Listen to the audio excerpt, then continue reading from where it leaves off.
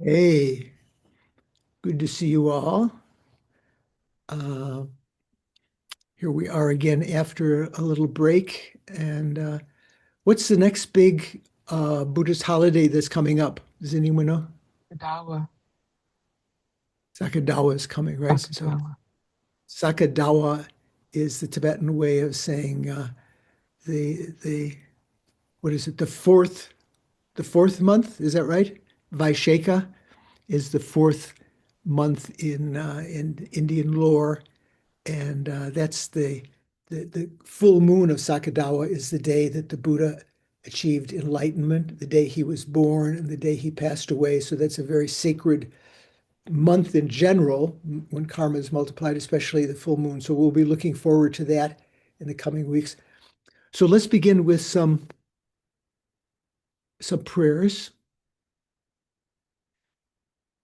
Sangye chudang soki chognam la Changchu Badu Dagni Kepsu Chi Dagi Chunyen Gipe Sognam Ki Drola Penchir Sange Drupasho. So generally when you have a visualize, the prayers like this, refuge and bodhicitta, you visualize, you can have the general visualization that you use in Lama Chopa, or you're just Buddha surrounded by the gurus that followed him, including the arhats, all the way down to our gurus, and then texts that represent the holy Dharma, and then the Sangha, those beings who have realized emptiness. Sangye chodang soke chognam la changchu badu dagni kyapsu chi dagi chunyen gipe sognam ki drola penchir sangye drupa sho. I go for refuge until I'm enlightened to the Buddha, the Dharma, is the actual refuge, and the Supreme Assembly of Arya Bodhisattvas.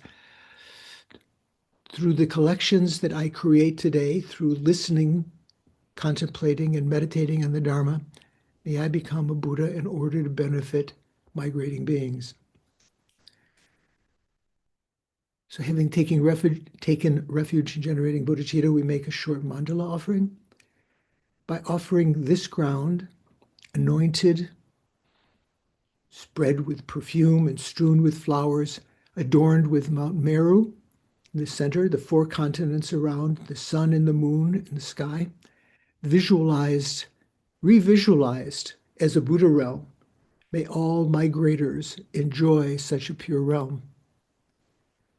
And then having made offering, generally, if you're going to make a request, like you're requesting teachings or take refuge or something like that, you should make offering first. So we've just made offering. Now we can request, O holy and perfect pure lamas, from the clouds of compassion that form in the skies of your Dharmakaya wisdoms, please release a rain of vast and profound Dharma, vast meaning the method side, the collection of virtuous karma, and the profound would mean the collection of wisdom, precisely in accordance with the needs of those to be subdued. Idam Guru Rana Mandalakam Niryatayami. Okay, so good to see you. Is it, I can't see on my screen. Who is that in the lower left-hand corner? Riley. Riley's here also. Uh, Karen is here. Good to see you all.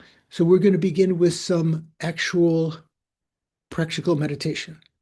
So sit comfortably,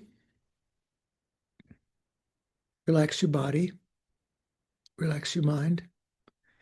Remind yourself you don't have to think about anything else. And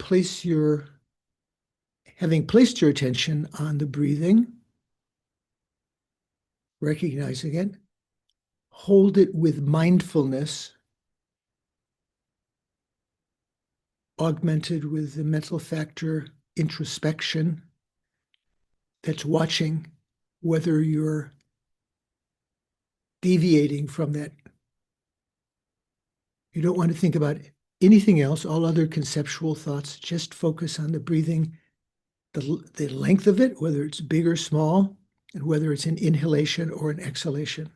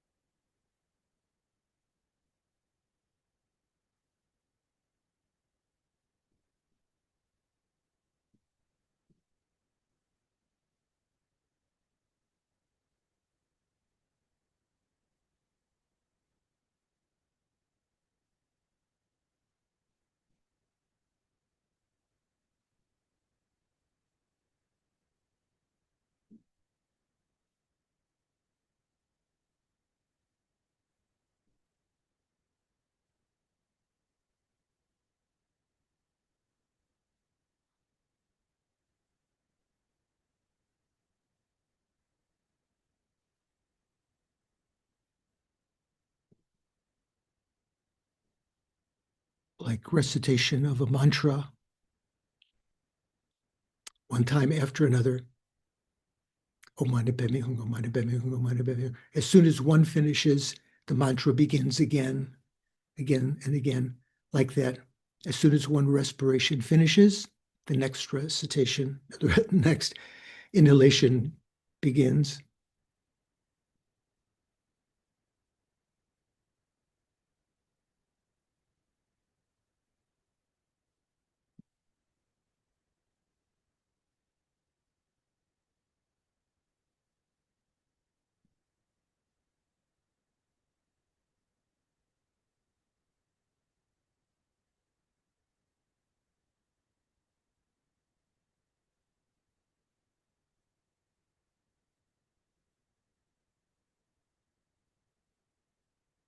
If you've quieted the mind a bit, turn your attention to the more subtle object of your mental consciousness, withdrawing your attention away from your senses, 5 senses, to your mental sense.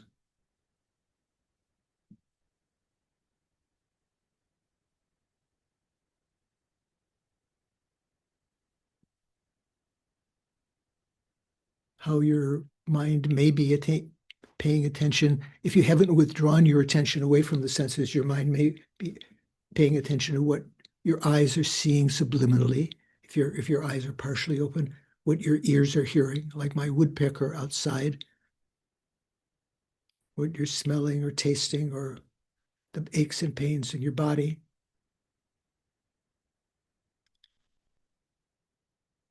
That's why it's worthwhile to bring your attention down toward your heart chakra, away from those, as mimicking what happens when you fall in deep sleep or in the death process, when the air is absorbed.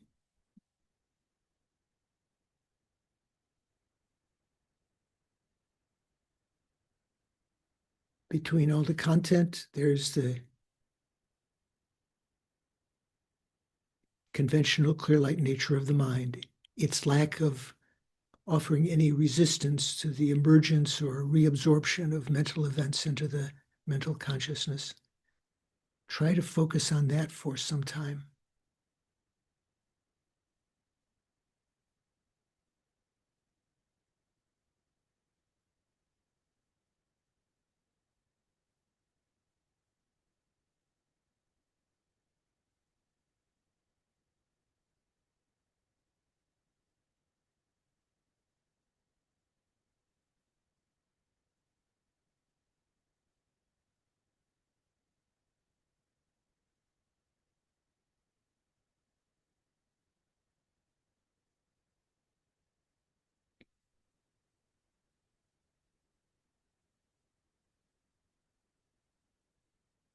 When your mind wanders to something else, if you sense the solidity of the body, just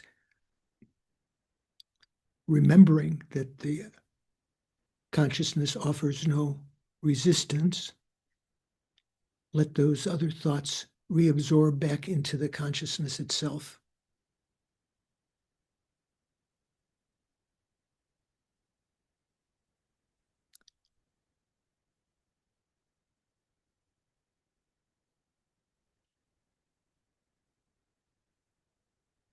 This, also called the developmental Buddha nature, the conventional clear light nature of the mind, should bring some joy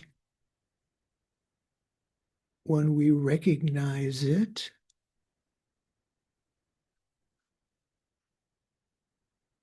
because it means that we can develop all the things that we would like to have: psychic powers, compassion, love, wisdom, patience,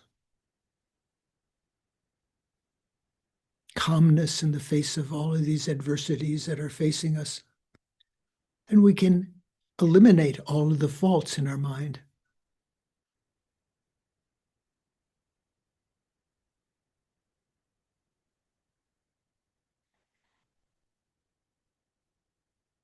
Our recognition of this depends on this auspicious moment.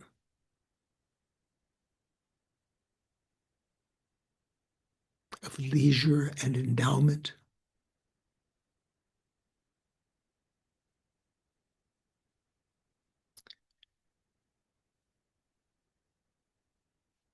That is very rare, highly meaningful, and difficult to find again.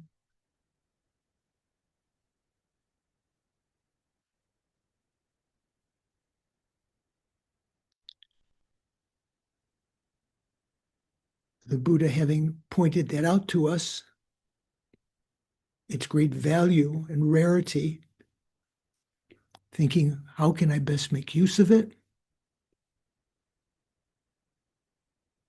To follow the Buddha's advice to achieve either liberation or enlightenment, either to leave samsara provisionally, through the Hinayana teachings of the Buddha, or to develop a strong courage, even to remain in samsara for eons, developing bodhicitta for the sake of sentient beings, to achieve enlightenment for their sake.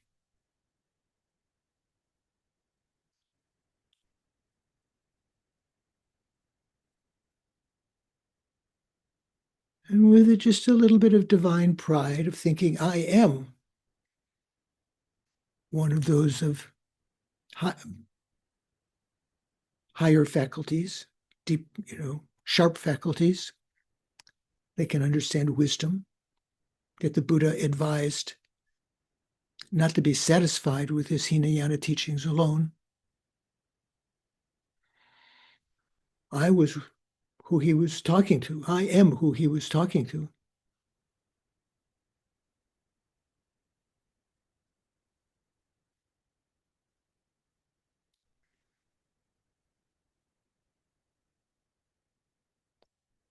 To enter into the Mahayana, this great vehicle, we need the key or the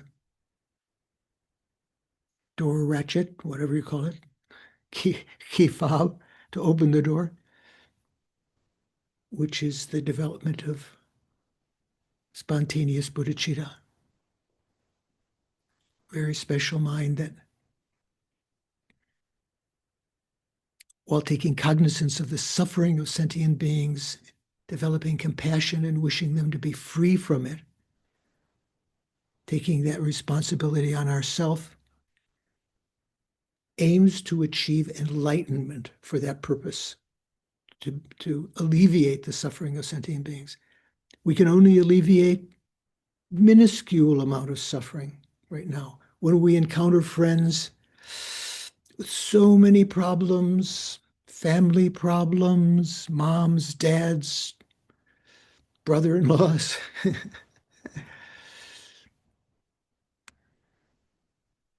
people with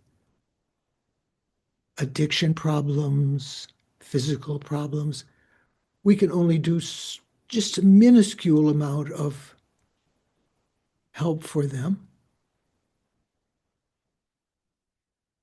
What would be ideal is to achieve the state of Buddhahood within which we could spontaneously, like the turning of a potter's wheel, it doesn't need to be, once it's set into motion, doesn't need to be constantly adjusted. We can spontaneously, effortlessly, and without error lead all sentient beings out of their present states of suffering into that same state of enlightenment.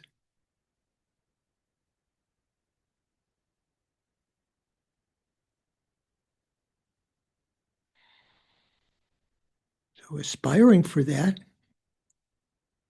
we'd have to not be satisfied with just that aspiration alone, but to do something, like actually going, not only aspiring to go to Lahore or someplace, but actually buying the ticket, getting on the plane, flying, and so forth. We have to engage in the Bodhisattva's deeds. Mainly summarized here is the collection of merit and the collection of wisdom. First four perfections.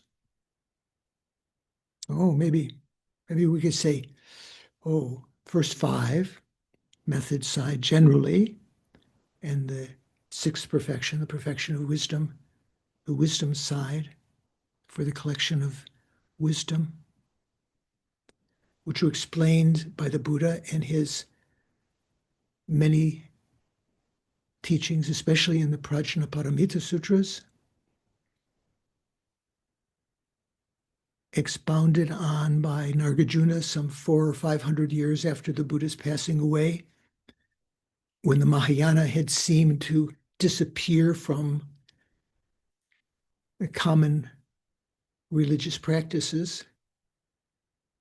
And then again explained, clarified by Buddhapalita, Chandrakirti, Aryadeva, and so forth,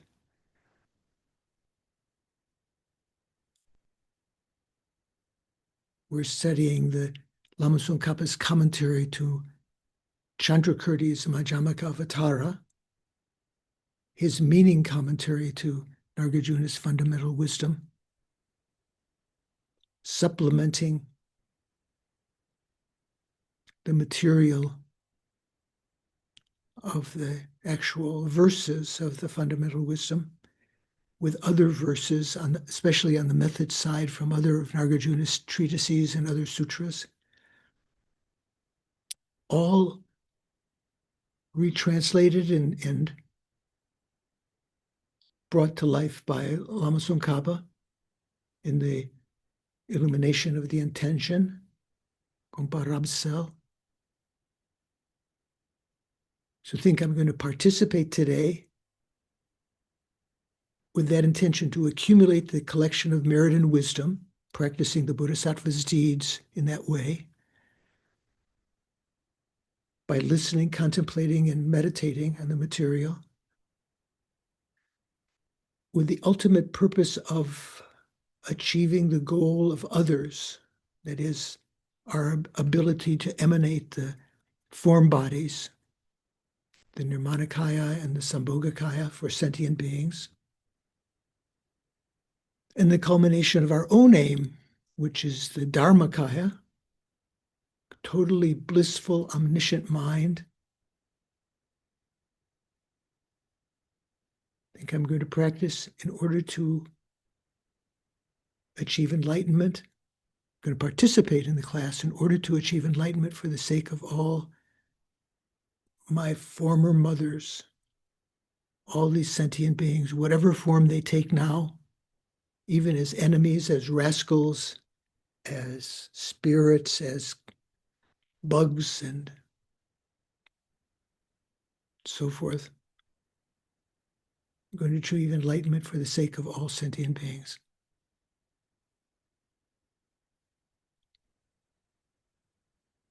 Okay.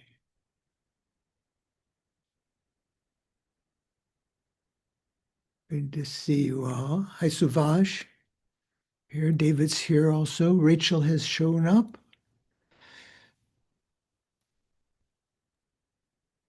Venerable George, Yes. John expresses his apologies. He is actually at his son's graduation today. Oh, okay. John Campbell's son, one of his sons is graduating. Yeah. Okay, that's good. Yeah. It'd be nice if he could give the commencement address as a Buddhist. So Deborah K is here, who I don't remember. Hi, Deborah. Hi, I'm new to the group. Nice to have you join Thank us. you.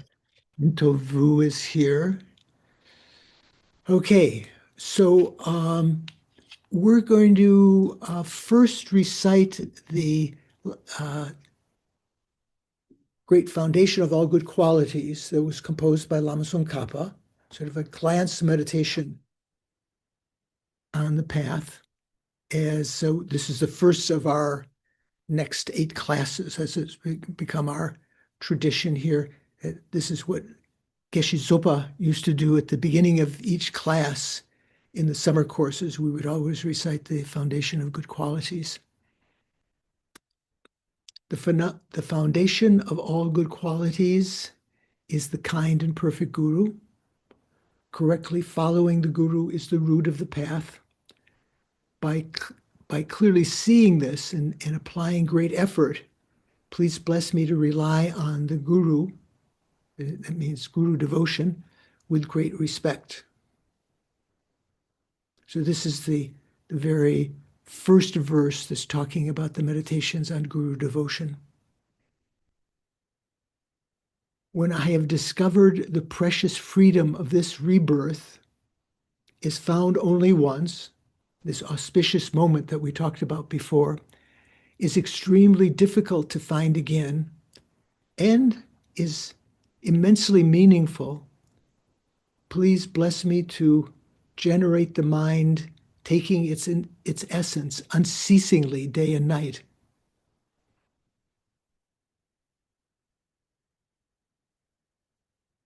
So what's that? Yeah, what's that Just move up a little bit higher there in the English text there. No, a little bit the other way. So it's difficult to find, is greatly meaningful. Please bless me to unceasingly generate the mind that takes its essence day and night. So how to take the essence of the perfect human rebirth, this auspicious moment? That is to not be overcome by our response to the appearances of this life that seem to be inherently existent, truly existent, real suffering, real problems, or real happiness, real beauty, but to instead of engaging with those things with inappropriate attention, to use the proper attention to see things as impermanent and selfless and empty, and to work for the benefit of sentient beings. That's what is meant by taking its essence. Then the next verse, this body and life are changing. They're like a bubble of water, remembering how quickly they perish, body and mind, body and life, and how death comes inevitably to everyone. And just as a shadow follows the body, after death, the results of black and white karma will follow us. We can't outrun them, like outrunning the shadow or something like that. When I have found definite conviction in this, please bless me to be always conscientious in abandoning even the smallest group of faults, even the smallest negative karmas, to try to prevent them and abandon them completely, and bless me to accomplish all virtuous deeds. So in other words, to get rid of, working all the time to get rid of what is my shortcomings, my faults, and to develop all of the virtuous states of mind. When I have recognized the shortcomings of the samsaric perfections, especially in the upper realms, and what are those shortcomings? That there's no satisfaction in enjoying them. They don't, just enjoying them more and more doesn't eliminate our desire to have even more of them in the future. Second, they are the doorway to all suffering, such as taking another rebirth, just entering into another 12 links of suffering. And they cannot be trusted. They are untrustworthy. They rise and fall and so forth. Recognizing these shortcomings, bless me to instead generate the strong wish for the bliss of liberation rather than for the samsaric shortcoming bliss, the samsaric contaminated happiness. Through my being led by this pure thought, with great mindfulness, alertness, and conscientiousness, what we were talking about before, please bless me to make keeping the individual liberation vows, the pratimoksha vows, say of a lay person or of a monk or nun, make those vows the root of my teaching, the root of the teachings, make that my essential practice. So my essential practice may vary at various points of my development, even in one day. So at the beginning, we try to take the observation of our vows to make sure that we don't engage in negative activities, and we don't, and that we actually create virtuous karma and so forth. Just as I myself have fallen, just as I myself am immersed in the sea of samsara, it's not as though we have fallen in and we weren't there before. Just as I am immersed in the sea of samsara, like waking up in the final scene of Titanic, floating on the ocean. It's not like you fell from the ship there, but we've been there since beginningless time. Just as I am immersed in the sea of samsara, ocean of samsara, so are all mothers migrating beings, mother sentient beings. Seeing this, please bless me to train in supreme bodhicitta, which bears the responsibility of freeing all of these migrating beings. So even if I develop mere bodhicitta, only bodhicitta, that means just the wishing bodhicitta, without cultivating the three types of morality, familiarizing myself with them, the abstaining from negative actions, collecting virtuous dharmas, and benefiting sentient beings. If we only have wishing bodhicitta, well, you could say the three types of morality are also encompassed in the collection of the two, accumulation of the two collections of merit and wisdom. Without that, without engaging in those, I can't achieve enlightenment. I cannot achieve enlightenment. Seeing this well, bless me to keep the vows of the Bodhisattvas, the children of the victorious ones, with fervent effort.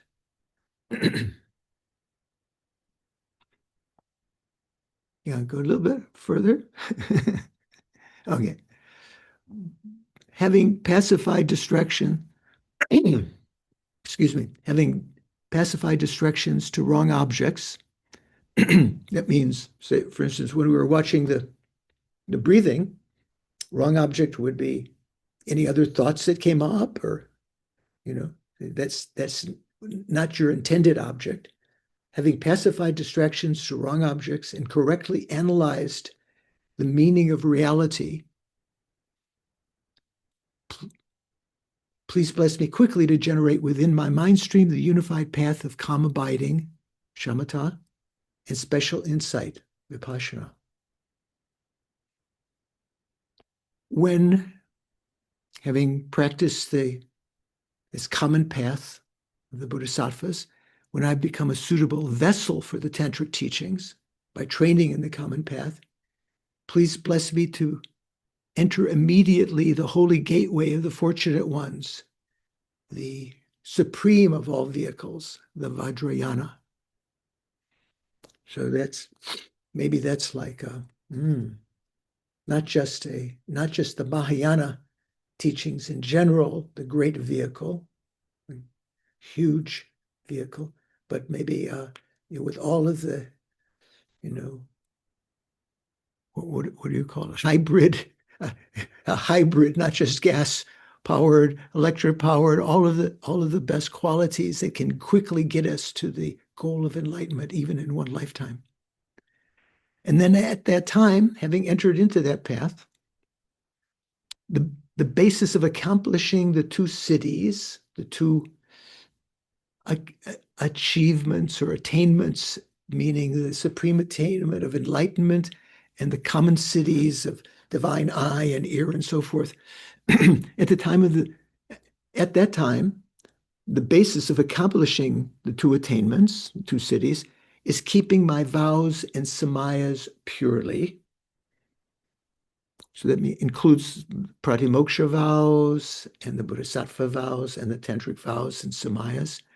When I have gained effortless conviction in this, please bless me to protect them even at the cost of my life, like the great Mahasiddhis did. Then, when I have realized exactly the vital points of the two stages, the generation stage and the completion stage, which are the essence of the tantric sets, the collection of tantric texts and practices, and I am engaging in the yoga of 4 sessions with effort every day, not lapsing in practice, but keeping a continuity without being distracted. Please bless me to accomplish these in accordance with the teachings of the holy ones. Thus may the virtuous friends who reveal the noble path and the spiritual our co-practitioners who accomplish it. May we all have long lives to practice the Dharma. It's not as though we're not praying for the long lives of everyone, but particularly those who are practicing the path correctly, because to have long life means they will benefit sentient beings, benefit themselves and others more. For beings who don't practice the path correctly, to have a longer life means they'll collect more negative karma. Please bless me to pacify completely the collections of outer and inner obstacles. Finally, in all my lives, what a great prayer. May I never be separated from perfect gurus. In all my future lives, may I always meet them as a youth and be guided by them. May I enjoy the magnificence of the Dharma. That would be my enjoyment rather than samsaric enjoyments. And by completing the qualities of the grounds and paths, the Bodhisattva grounds, the 5 paths, may I quickly attain the state of Vajradhara. Okay. Good remembrance and glance meditation on that. So, yeah. So before we begin, anyone have any questions or observations? How are we doing? Nothing. Don, you don't have anything? Not at this time. Thanks. Okay, I'm just checking. Okay. So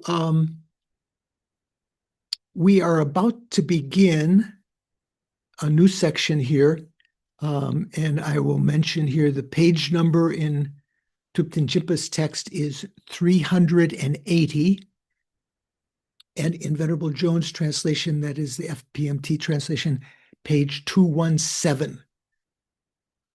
And the Tibetan text just says Sumpala Ni, which sort of like, if you don't know, it means there are 2 outlines to the third. What's the third? Well, the third is the outline that was mentioned before. So when you read the Tibetan texts, although Thupten Jinpa and others, we try to put the correct wording here. The Tibetan text doesn't say that; it just says the third. For the third, there are 2. So the third is the intention of the mind-only statement in the Lankavatara Sutra. The intention of the mind-only statement in the Descent into Lanka Sutra.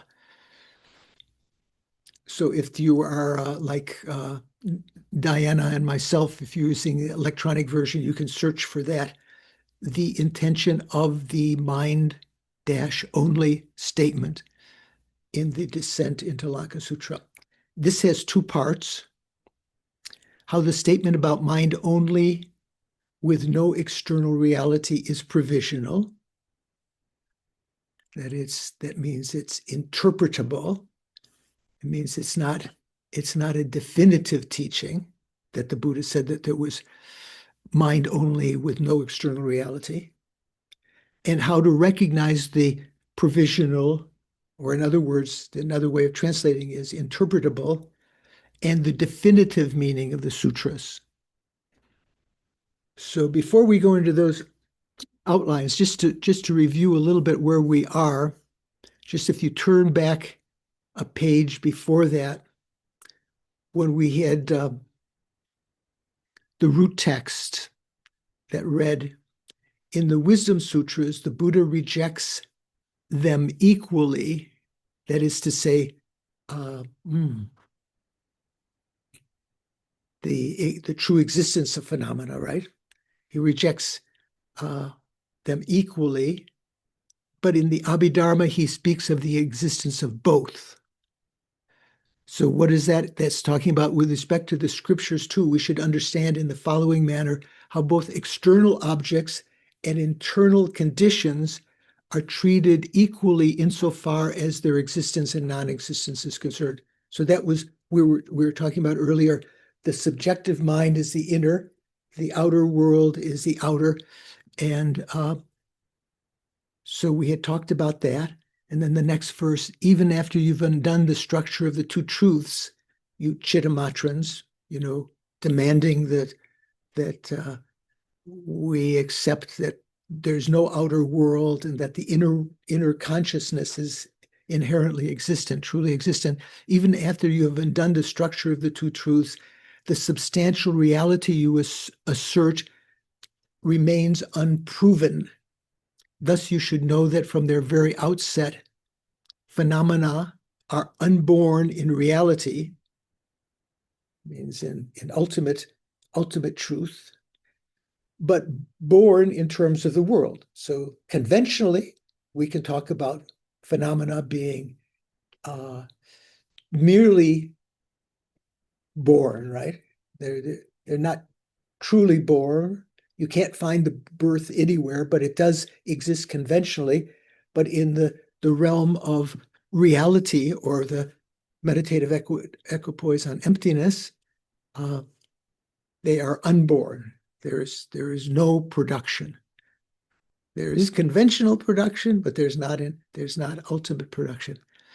And that's sort of that section there. With respect to all five aggregates such as form, the Buddhists rejected them equally in the Wisdom Sutras. That is, he negated the intrinsic existence, the inherent existence of the five aggregates also, right? One reads, for example, Subhuti, form is empty of intrinsic existence. Consciousness is empty of intrinsic existence. So I thought I had put down here. So is that what sutra is that from? Is that does Chimpa say there 668?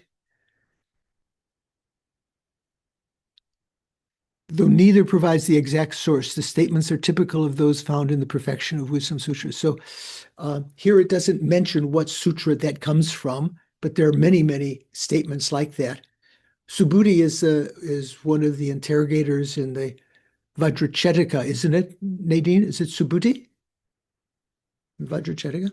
But this is not a quote from there. But in the Abhidharma, on the other hand, so in the Wisdom Sutras, he taught that the five aggregates and the mind and so forth are empty of inherent existence. Consciousness is empty of inherent existence. But in the Abhidharma, on the other hand, he speaks of the existence of all five aggregates equally in terms of their unique and common characteristics, and so on. Therefore, since it has been established through scripture and reasoning that both external reality and inner experiences are equally non-existent on the ultimate level within the sphere of emptiness, they're equally non-existent, yet equally existent on the conventional level, the Chittamatrans, who are our opponents in this, will have torn down the structure of the two truths. Even after you Chittamatrans have undone the truths in such manner, Chittamatra, the substantial reality you assert, namely dependent nature. Remember they talk about the three natures. This substantial reality that you assert, dependent nature, remains unproven. Why is this so? Since substantially real dependent nature has been refuted many times before, your effort will be pointless. To avoid undermining the system of the two truths, you need to accept that dependent nature does not exist on the ultimate level in emptiness. It cannot be, that this dependent nature that you hypothesized as inherently existent, truly existent, does not exist in emptiness, but on the conventional level. Dependent nature does exist on the conventional level. Thus, Chandrakirti states, in accordance with the stages of explanation offered above, that you should know that phenomena are from their very outset. It's not as though they become unborn, ungenerated afterwards, from the very outset, from the very beginning, they are unborn in reality, but born in terms of everyday conventions of the world. So there we have to be careful. When we talk about born in the everyday conventions of the world, it means just in the terminology of the world, but also it means from the subtle understanding of the Bodhisattvas, how phenomena exist as mere imputations in terms of the conventions of the world. This passage indicates how the non-arising of things is accepted on the ultimate level, while their arising is maintained on the conventional level. Therefore, it is essential to qualify what is being negated. Okay, so that was a context. So now we're talking about up till now we've mainly been talking about the quotation in the Dashabhumika that was refuting mind only statements that are quoted there, and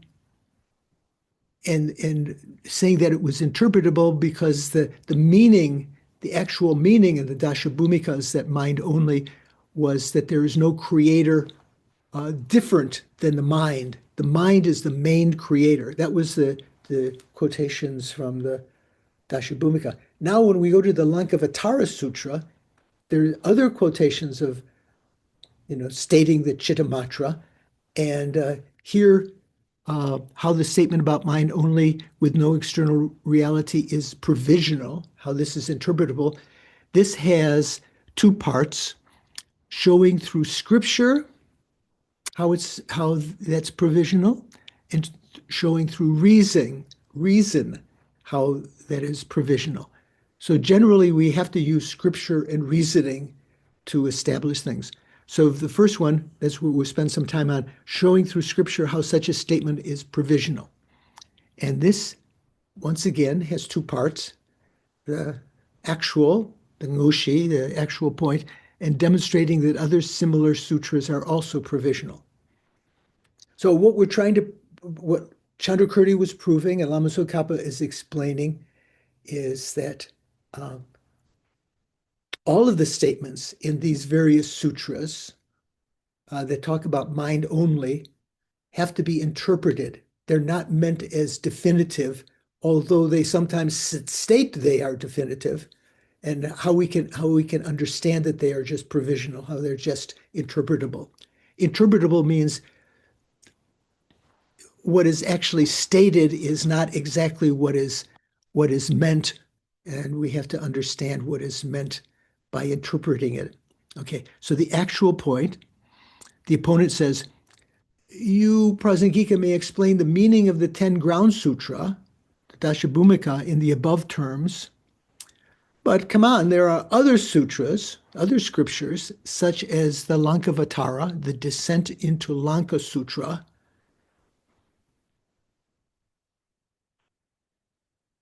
Here's one quotation. What appears as external does not exist.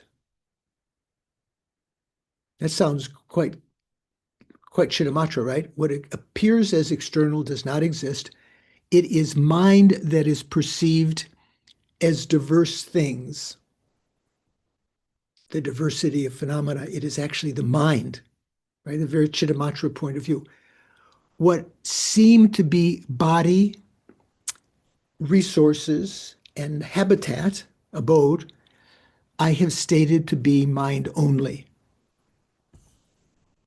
So that's a quotation that's often mentioned, and that is actually, yeah. So if you happen to have Suzuki's, remember the DT Suzuki? I can't remember what DT stand for. Do you remember, Paul? DT. I believe it's Daisetsu Teizaro. Suzuki. DT says in his translation, he has two translations, famous works on the Lankavatara. There were probably some other subsidiary works. One is called The Studies in the Lankavatara, and that is a shorter text. And then he had an actual translation of the whole Lankavatara in another text. So this is quoting from his translation in the studies of Lankavatara, he translates that verse as, what appears to be external does not exist in reality. It is indeed mind that is seen as multiplicity. The body, property, and abode, all these, I say, are nothing but mind. So in the studies of the Lankavatara Sutra, that's verse number 33, if you happen to have that text. Jeffrey Hopkins also translated this verse with added commentary in the Meditation on Emptiness, that big, thick book that some of you may have, on page 613. He said, objects do not exist as external objects as they are perceived. The mind appears as various objects through the power of predispositions. He's added some in brackets there, through the power of predispositions.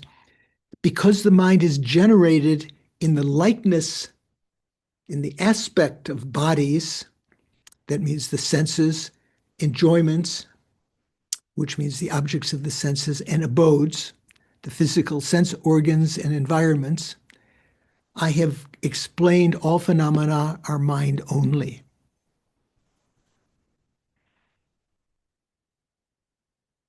And in Suzuki's other texts, when he had translated the whole Lankavatara Sutra, so this quotation doesn't appear exactly in the long version. It comes in the shorter version of the Lankavatara Sutra, but this is in chapter 13. Suzuki translated in his translation there. Then at that time, the Blessed One recited these verses. The world as we see it exists not. The world as we see it exists not, does not exist. Pluralities of things rise from the mind being seen externally. Body, property, and abode are manifested to us as the alaya vijnana. Okay, just to give some background. So this is a verse that's often quoted.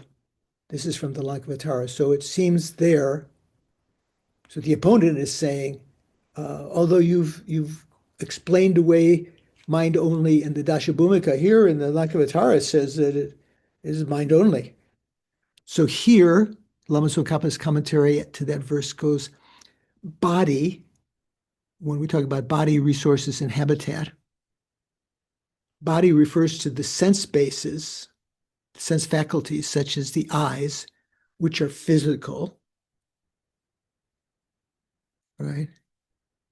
It doesn't mean the eyeball, physical eyeball. It means the subtle matter that is still physical, which is the eye faculty.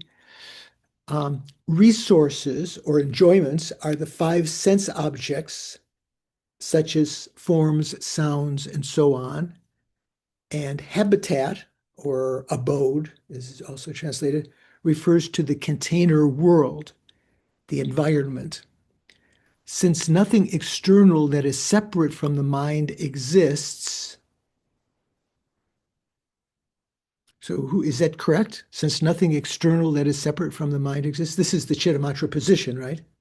It's not the Prasangika position. It's just stating that since nothing external that is separate from the mind exists, when the mind alone appears as bodies, resources, enjoyments, and habitats, abodes, they are perceived as objects and things such as bodies and so on, something external and separate from consciousness. Therefore, the three realms of existence are mind only. That's the position of that quotation. It's just explaining what the quotation says. That's the Chittamatra position. So we're going to explain, the opponent is saying, how do you explain this? We're going to explain how this is provisional, how this is interpretable. So Thubten Jimba's translation says, reply, to state that this sutra too is a figurative teaching. So to show that this, not only the Dashabhumika, but this Lankavatara Sutra is also interpretable or figurative. The next verse says from the Majjhima Karikas, the sutras that state what are perceived as external do not exist. The sutras that state the following: what are perceived as external do not exist, and it is the mind that is perceived in diverse forms. The sutras that state that, such as the one that we just read, such statements are intended for those extremely attached to forms to help such people turn away from material, from form, so it is only provisional. It is only figurative. It is only interpretable. There's three ways of translating the same word, I think, right? When he says, in one sense, he says figurative teaching, Gompa Chen. So there he's saying Gompa, figurative teaching, he's saying Gompa Chen. That means it has an underlying intention. So far, okay? Making sense? Okay. So Lama Tsongkhapa translation here, following Chandrakirti's Bhasham. The intention of the sutras that state that which is perceived as external does not exist, and that it is the mind that is perceived, how to say, the sutras that state that which is perceived as external does not exist at all.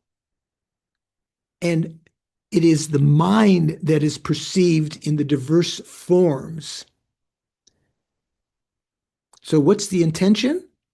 The intention of the sutras that state that is this: such statements are intended for those beings who, because they are extremely attached to material forms, out of that attachment, they act in the world with lust for things, right? With anger, with conceit, and so on, and who have thus lost their freedom and whose forceful clinging, the Shenpa is the Tibetan, the strong clinging, inclines them toward grave negative deeds and makes them fall short in accumulating merit and wisdom. So these statements are intended that there's no external world, the forms don't exist like that, and so forth. They're intended for beings that are like us,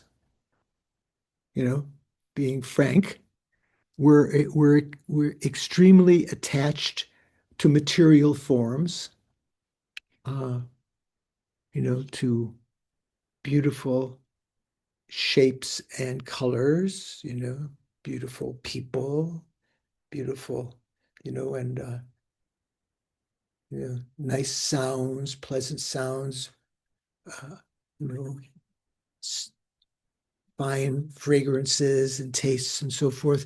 And because of that, we act in the world with lust for things. So many of the things we act for it with lust. Lust, I think, is a interesting word choice here. Is sort of like that's more in the sense of in the conceptual realm. You think that to have this relationship with another person or something like that would be real pleasure. So strong desire arises.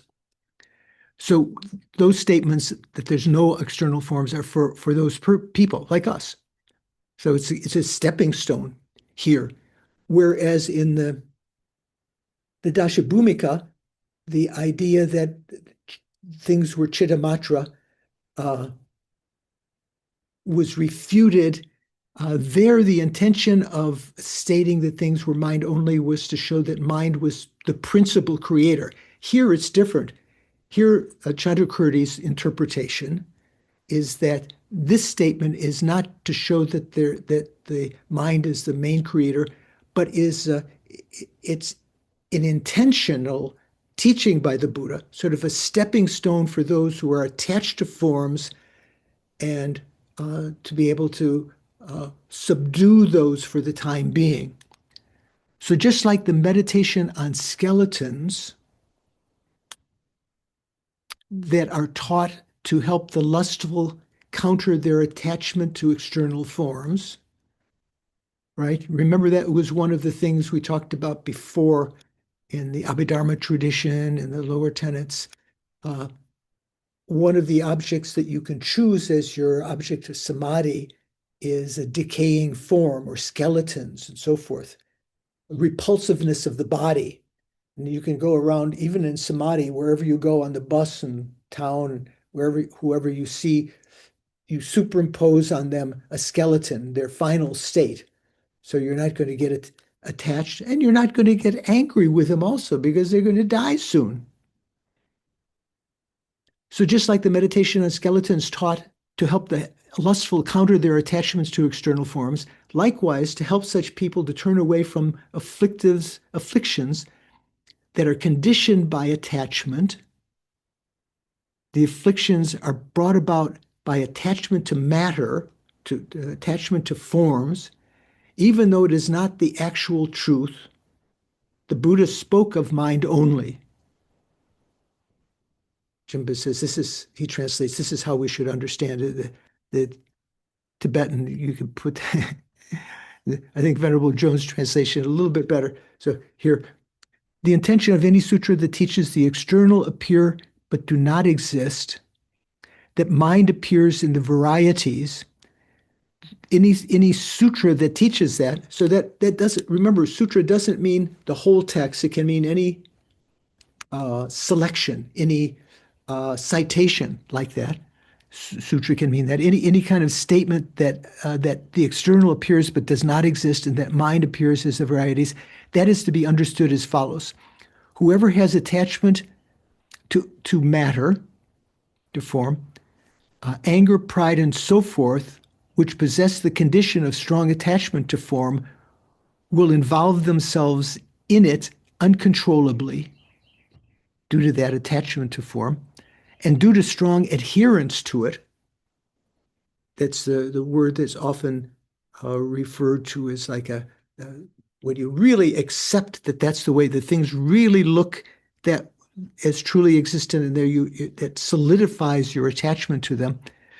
Due to strong adherence to it, will be connected to great negativities, while their accumulation of the collection of merit and exalted wisdom will decline. For them, the Bhagavan, the Buddha, in order to oppose the afflictions, turn away the afflictions, is dokpa, that have the condition of form, that means these attachments rise because of your attachment and adherence to them, to form as being truly existent. The Buddha taught mind only as being like that, even though it is not so. Just as he taught that skeletons which destroy attachment to external objects to those who have attachment. Okay. We okay so far? Making sense? Yeah. So, Dumajima's translation continues, one might ask, on what basis do we understand the scripture to be provisional and not definitive? Come on, Prasankika, well, you're saying that's not definitive, but that there's no external world. That's not definitive. It's not. How do you prove that? What scriptures are you using to prove this? And so the next couplet from the verse 695, first two lines, the Buddha himself stated this to be only provisional, and reasoning also proves it to be only provisional. So here it says, Dini Tongbe Zhuangdong Ni Sung Sheng. So only. Does he put only in there? Yeah, he puts only provisional. Venerable Zhong didn't put only, so the ni, N-Y-I-D, is the word only here. Like when we say merely. The Buddha himself stated this to be merely interpretable. and reasoning also proves it to be merely interpretable. As for the statement, quote, there is no external reality and that it is mind only,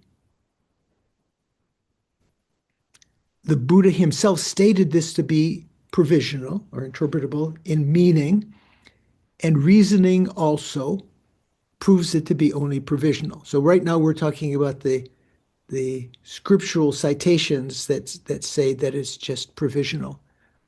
Are you comfortable with that? Provisional, figurative, interpretable, more or less meaning the same thing, right?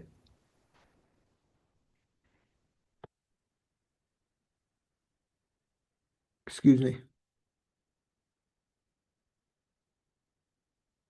Snehi sent me some delicious spiced Indian tea. I'm just soothing for my throat a little here. Okay. So with regard to the word only, in the context of mind only, in these lines from the Lankavatara Sutra, what appears as external does not exist, and so on. This master, Chandrakirti, does not interpret it in the same way as he did in the 10 Grounds Sutra. Remember there he said that the meaning of Chittamatra was interpretable in that it was showing that mind was the principal creator. But here, the word only does not reject external reality, but an agent other. Oh, yeah, right. So that in the 10 Grounds, he said only does not reject external reality that the Chittamatrans imagine that it does when you say mind only, but it rejects an agent other than the mind. Here, however, instead, Chandrakirti acknowledges that here in the Lankavatara Sutra, the word does reject external reality, but he says this statement is interpretable in meaning, is to be, the Buddha had an ulterior motive in saying that there is no external reality. And as we just read, it is to overcome attachment, strong attachment by people in forms and so forth, before they realize emptiness, sort of like like the steps of the rungs of a ladder or the steps of a staircase. On the other hand, the great master Bhavaviveka, or Bhaviveka, see different translations, right, Paul? Who arguing what his name actually was. Anyway, we can say Bhavaviveka. The great master Bhavaviveka. Remember, Bhavaviveka was one of the interpreters of Nagarjuna's fundamental wisdom.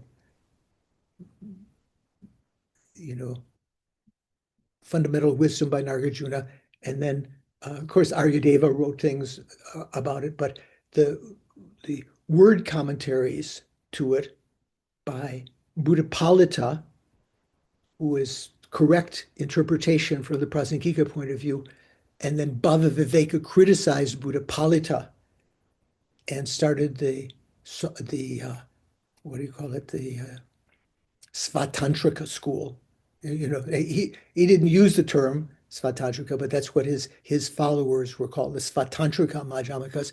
So here the great master Bhavaviveka, however, interprets even the Lankavatara Sutra statement as indicating how the mind arises, assuming the likeness of body, or the aspect in Tibetan, the Nampa, resources and habitat, as if colored by their shadow-like forms. He understands the phrase, this is a quotation from the Lankavatara, what appears as external does not exist.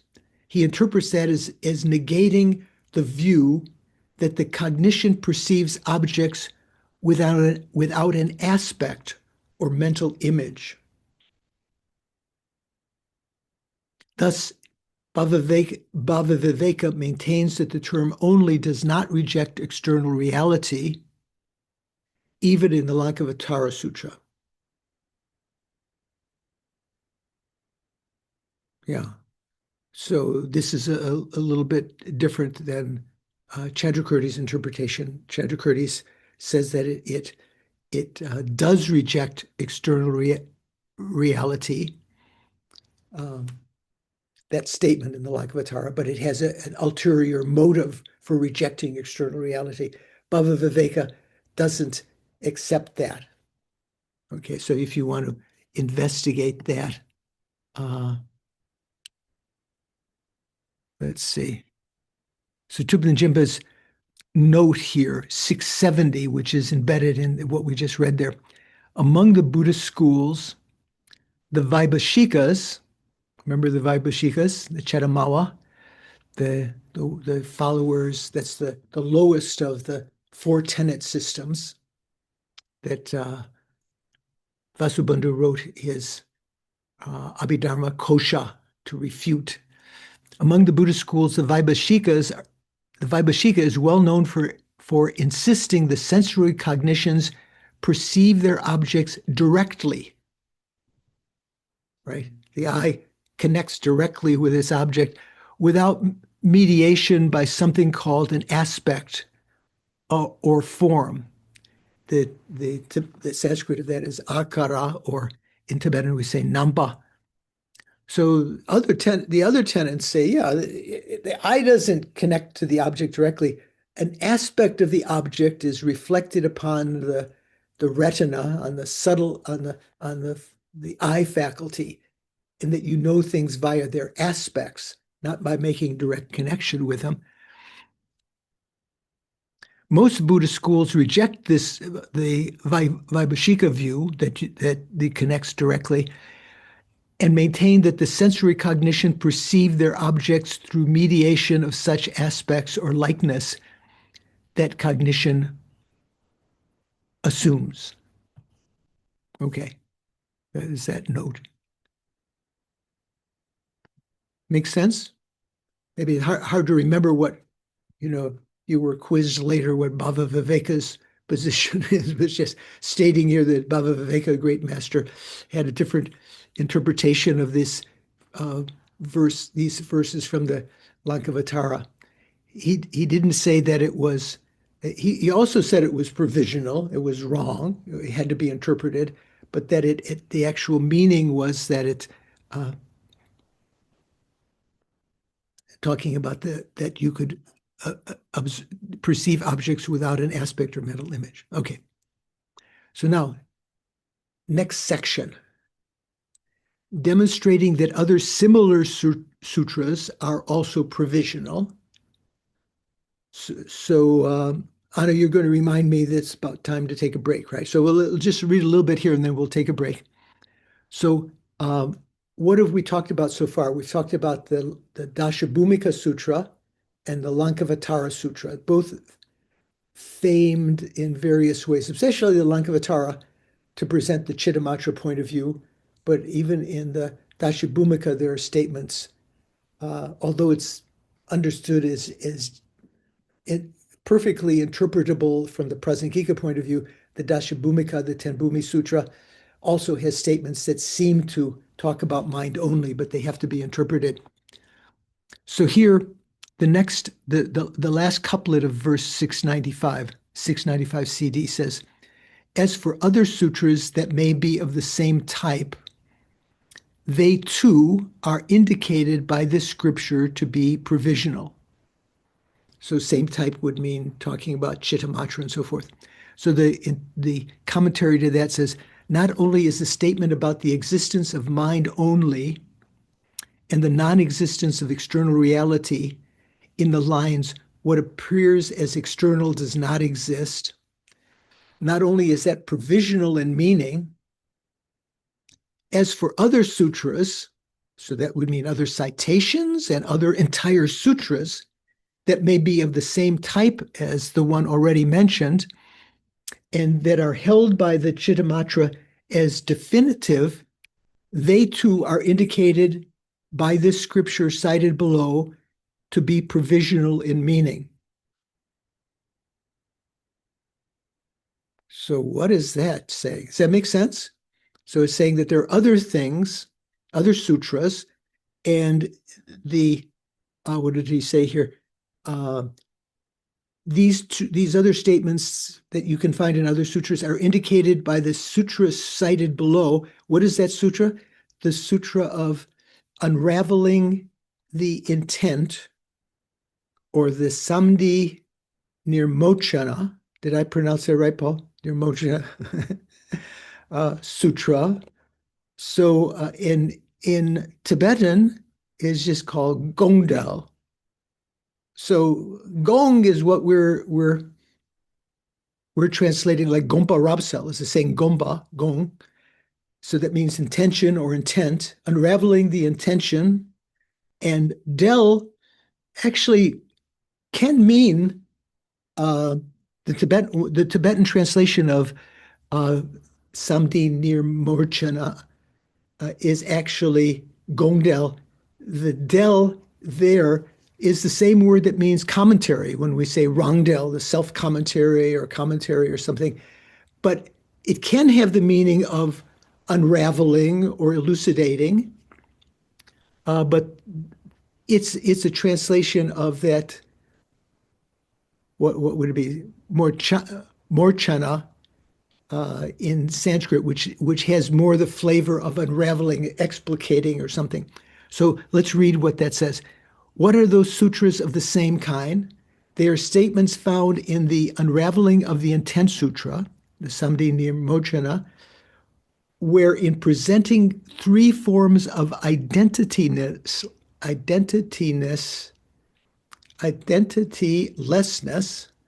it speaks of the non-existence of the imputed nature and the existence of dependent nature.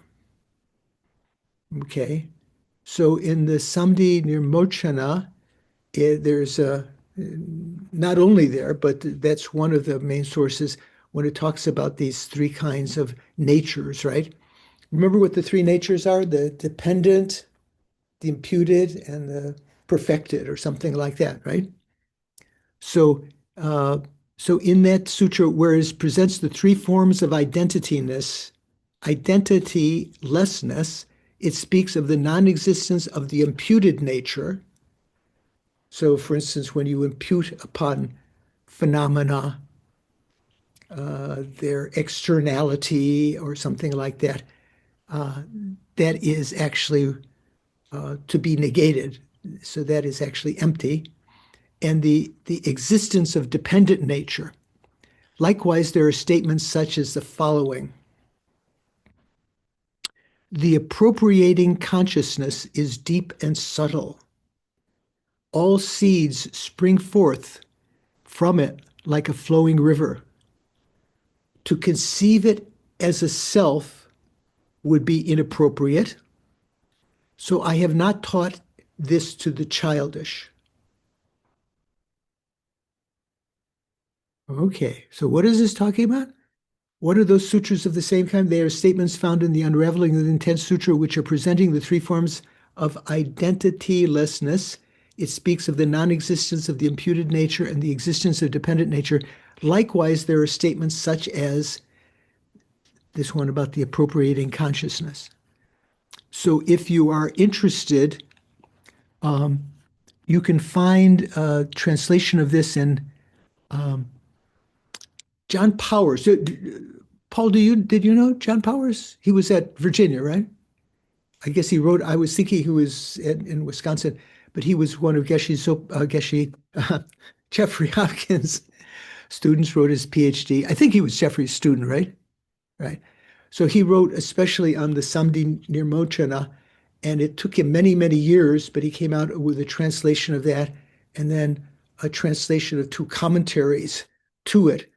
So that if you can find that, that's very useful. So on his translation of it, on page 77, he translates it this way. If the appropriating consciousness, deep and subtle, if the appropriating consciousness, deep and subtle, all its seeds flowing like a river, if it were conceived as a self, that would not be right. Jimmy says not appropriate.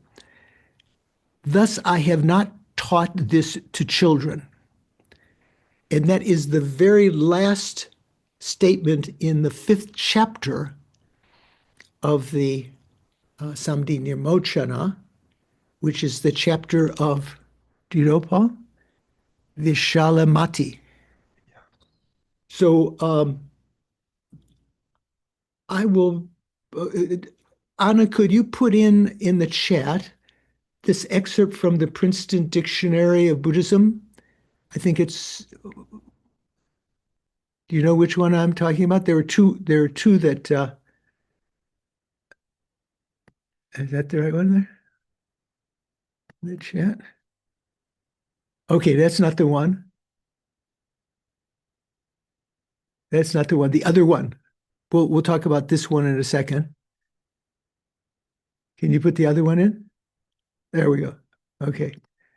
So this one, excerpt from the Princeton Dictionary of Buddhism, that was composed by Don Lopez and Robert Buswell. So very interesting. Maybe we can read during the break, and just to get an idea about the Samdi Nirmochana. So there are 10 chapters essentially, divided up in various ways. So we'll talk about during the break. So take a look at that, download that. Also the previous one, we'll talk about that in a second. And head off for some tea or cookies. We'll just take a little break.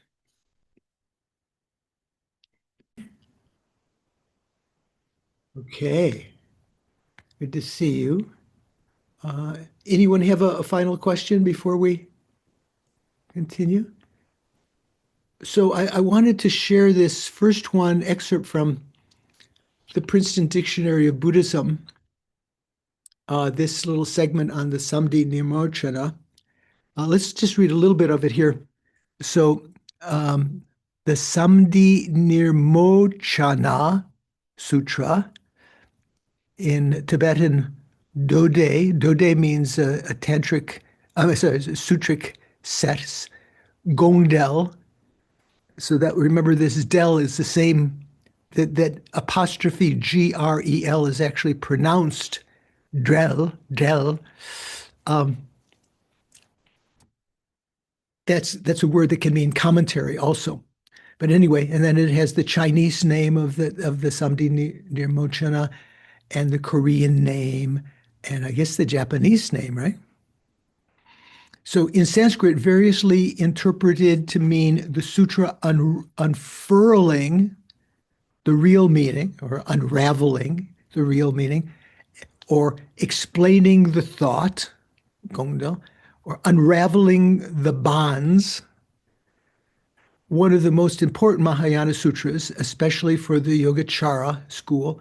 The sutra is perhaps most famous for its delineation of the 3 turnings of the wheel of Dharma, the Dharma Chakra Pravartana, which would become an influential schema for classifying the teachings of the Buddha. So we'll be coming up with that again in the future, so it's worth just reminding you. So when we talk about the 3 turnings of the wheel,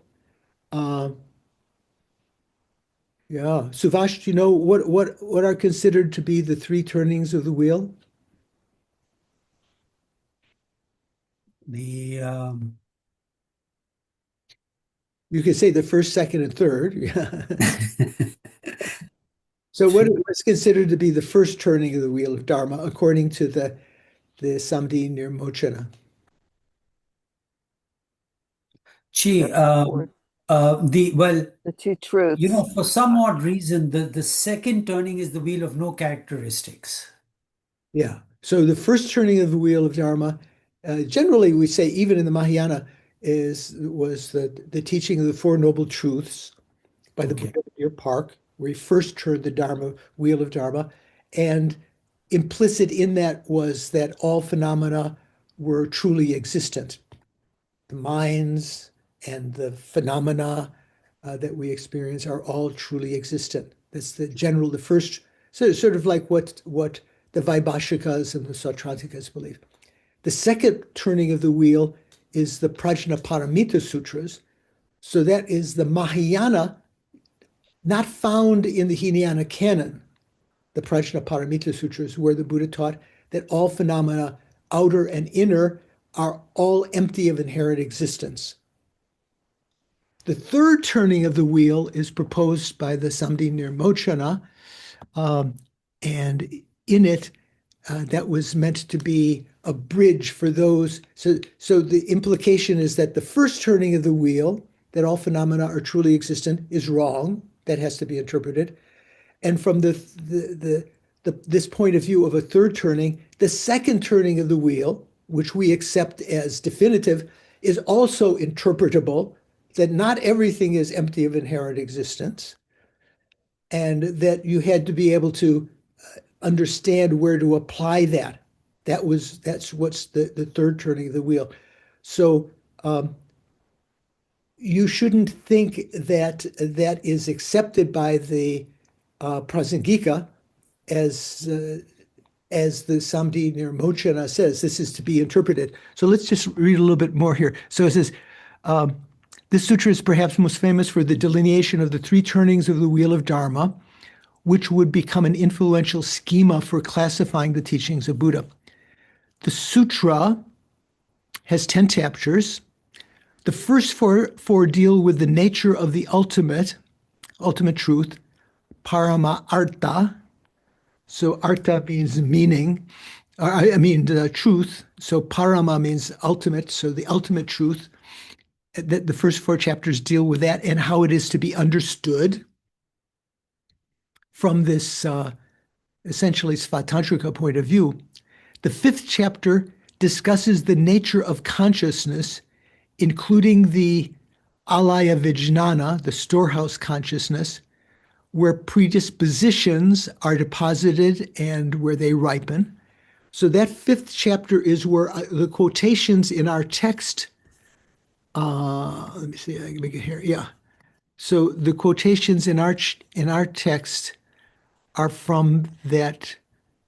Some of them are from that fifth chapter, talking about the mind, the nature of the mind. And then the sixth chapter discusses the three natures that we just talked about, the dependent nature, the imputed nature, the perfected nature. The seventh chapter talks about the division of the Buddhist teachings into the provisional and the definitive.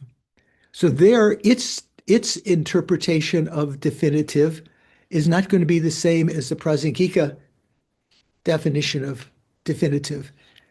Okay, they're saying that the second turning of the wheel of Dharma, that all phenomena are empty of inherent existence, is interpretable. So, but that's found in that seventh chapter. And then the eighth chapter explains how to develop shamatha and vipassana. So that's very useful if you have a translation of the Samdi Nirmochana. And the ninth chapter describes the 10 bodhisattva bhumis. And finally, the 10th chapter describes the nature of Buddhahood. Each of these chapters contain important passages that are cited in subsequent commentaries and treatises. So even some of the statements in Samdi Nirmochana are accepted by the Prasangika, but generally it's understood to be interpretable. Perhaps the most influential of all the sutras chapters is the seventh, which discusses the three turnings of the wheel of Dharma. There, the Bodhisattva Parama Artha Samudgata. So each of the chapters, there are three main bodhisattvas who are involved in discussion with the Buddha in this sutra.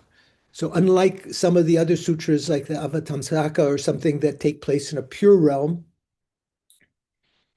here this is taking place on earth and so forth. And so what is that? There, the Bodhisattva Parama Artha Samudgata explains the first turning of the wheel had occurred at Deer Park,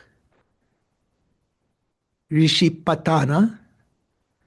Remember, rishis are the names of the people that rose in the air, and when they knew that the Bodhisattva was coming, and they put themselves into the fire element and their ashes fell. So that's sometimes called, that's a name of Deer Park in Sarnath, where the Buddha taught the Four Noble Truths to those of the Shravaka listener disciple vehicle. The first turning of the wheel is called so-and-so, the wheel of the Four Truths. The Bodhisattva says, this wheel of Dharma turned by the Buddha is surpassable on occasion for refutation, provisional and subject to dispute. Referring presumably to the perfection of wisdom sutras, the Bodhisattva then goes on to explain that the Buddha then turned the wheel of Dharma a second time to those who have entered the Mahayana teaching, into the Mahayana, teaching them the doctrine of emptiness, that phenomena are unproduced, unextinguished, and originally quiescent, peaceful, and inherently beyond sorrow. Commentators would call this second turning of the wheel the Alakshana Dharma Chakra. I think that's what you said, right, Suvash? I think you quoted that a minute ago. The wheel of Dharma of signlessness. But this wheel, according to the Samdi Nirmochana, the second wheel is also provisional, is interpretable for them, but Prasangika does not agree. The Buddha finally turned the wheel of doctrine of a third time for those of all vehicles, clearly differentiating how things exist. This wheel of doctrine turned by the Bhagavat is unsurpassed, not an occasion for refutation. It is of definitive meaning. It is indisputable. Commentators would call this third turning of the wheel the Parama Artha Vinishaya Dharma Chakra, the Dharma wheel for ascertaining the ultimate. It is also called the Dharma wheel that makes a fine delineation. The sutra thus takes something of a historical perspective on the Buddhist teaching, declaring both that this first sermon on the Four Noble Truths addressed to Shravakas, as well as his teaching on the perfection of wisdom addressed to the Bodhisattvas, was not his final and most clearly delineated view. That's what the Samdi Nirmochana is saying. That consummate view, his true intention, is found in the third turning of the wheel, according to the Samdi Nirmochana, a wheel that includes, at the very least, the Samdi Nirmochana itself. Right? Making sense? Okay, so let's take a look at the other text for a second. Can you do that? Where it says, by Powers. So this is from John Powers' translation of the text. And this says, like many sutras, the text recounts a series of questions and answers between the Buddha and his followers. Or in the case of chapter 1, between the Bodhisattvas. So there's some discussion between the Bodhisattvas. Generally, it's the Bodhisattvas discussing with the Buddha. Except for chapter 4, where the Shravaka Subhuti questions the Buddha. So Subhuti shows up here also. Remember, he's the Hinayana practitioner. All of the interlocutors are highly developed bodhisattvas. Their questions and the Buddha's answers go to the very heart of the practice or issue of being discussed. The issue being discussed, fully explicating profound and subtle meanings. The setting within which the Buddha teaches the sutra is described as a vast celestial palace that fills countless world realms with its brilliance and surpasses all other dwellings. This wondrous palace reflects the supreme spiritual attainments of the Buddha, who created it, and the aspirations of its inhabitants, who are Dharma practitioners of a high level of development. So I think I misspoke before. I said, unlike the Avatamsaka, this occurred on earth. This is also in a pure realm that the Buddha emanates to be able to teach this. So in those pure realms, there are Arya Bodhisattvas and so forth. So the sutra can be divided into 5 main parts. The first 4 chapters, this was the same as it was mentioned in the explanation of the sutra in the Princeton Dictionary. The first 4 chapters present the ultimate truth and how it is to be understood by trainees. Chapter 5 is an analysis of consciousness. That's where some of this quotation about the appropriating consciousness is deep and subtle, all seeds spring forth like from a flowing river. That's from that chapter 5, analysis of consciousness. Chapters 6 and 7 discuss the relative character of phenomena and of teachings as they are illuminated by definitive understanding. The path to enlightenment is the subject of the 8th and 9th chapters, which focus on meditative practices. That means the samadhi and the methods for mastering the mental afflictions and obstacles that undermine progress on the path. Chapter 10 is a discussion of the Buddha and the final goal of yogic practice. So some of the names of the bodhisattvas. So the bodhisattva Gambi, Gambi Artha Samdi Nirmochana. What does Gambi mean? Paul, do you know? Isn't that deep, I think? Something like that. Gambir. Gambir, maybe, yeah. Yes. So deep meaning, Samdi Nirmochana. That bodhisattva characterizes the ultimate as ineffable, remember, unspeakable, and of a non-dual character in chapter 1. The ultimate pervades all reality but cannot be described in words or understood by conceptual thought. It is realized only by aryas, so that's accepted by Prasangika, those statements, but not their understanding of them. Those who have attained the path of seeing and are able to perceive the ultimate directly. In chapter 2, another bodhisattva, so this is Dharmodgata, describes a debate on the ultimate character of phenomena that he witnessed among proponents of the various Tirtaka systems.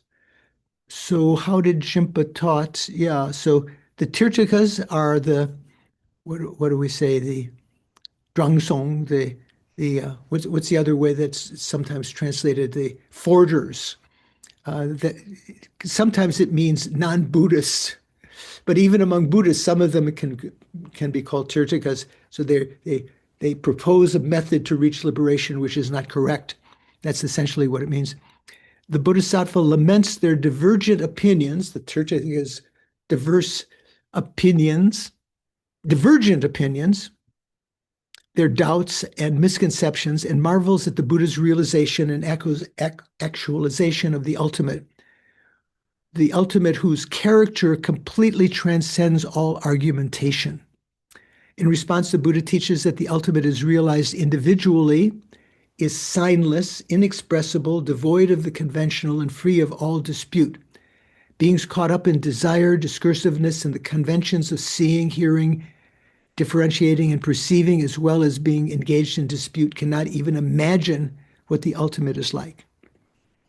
So then another bodhisattva, Vishuddhamati.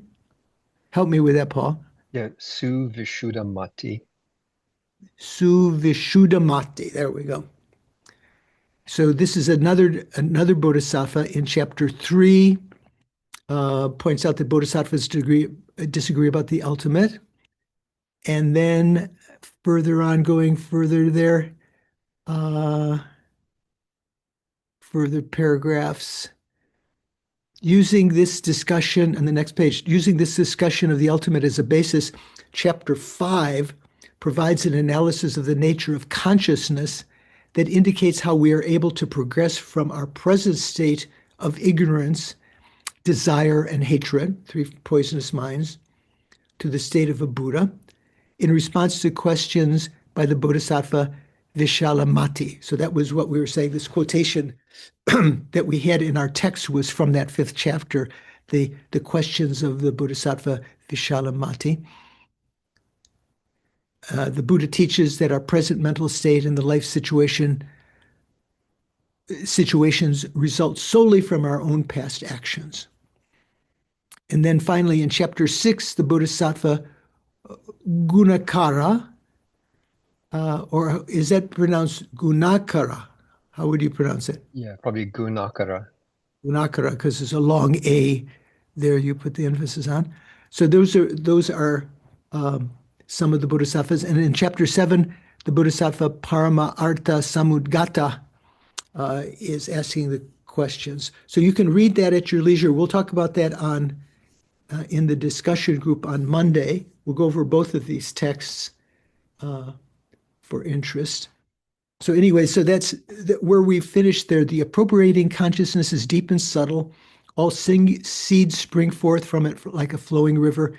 To conceive of it as a self would be inappropriate, so I have not taught it to the childish. So that was, so we have some of those translations there. Okay, so Lama Tsong Khapa's commentary following Chandrakirti says, Jimba puts number 1. In that sutra, a differentiation is made between the imputed nature, devoid of existence by virtue of intrinsic characteristic, and the dependent nature existing by virtue of such intrinsic characteristic, or you could say inherent existence. So there's a differentiation made between the imputed nature. Remember the 3 natures: the imputed, the dependent, other-powered, and the perfected.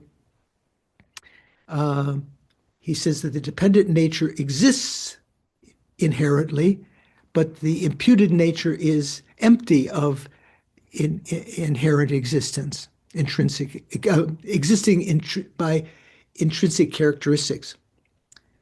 In that Chittamatra system, existence by virtue of intrinsic characteristic remains impossible for such imputations as the 2 selfhoods. So what are the 2 selfhoods? Anyone want to make a guess? What would you think, Richard? The 2 selfhoods?